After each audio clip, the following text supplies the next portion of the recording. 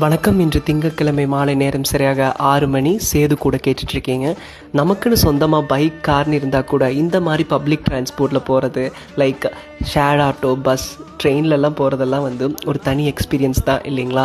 அது பொள்ளாச்சி சைடில் கிராமத்து மாதிரி இருந்துட்டால் 10 ரூபாய்க்கு டிக்கெட் எடுத்தால் போதும், 10 ஊரை ஃப்ரீயாக சுற்றி பார்த்துக்கலாம். அது ஜன்னல் சீட்டெல்லாம் கிடச்சிட்டா செம ஹாப்பி தான். ஏசி காற்று மாதிரி வாங்கிட்டு நேச்சர் லுக்கோட சூப்பராக ட்ராவல் பண்ணலாம். அது இந்த 80s சாங்ஸ் போடுவாங்க பார்த்தீங்களா, அந்த நாளே ஃபுல்ஃபில் ஆன மாதிரி செம்ம ஹாப்பி ஆயிரும். நிறைய பேத்துக்கு இது சாப்பிட்ற இடம், படிக்கிற இடம், மீட்டப் ஆன இடமெல்லாம் இருக்கும்.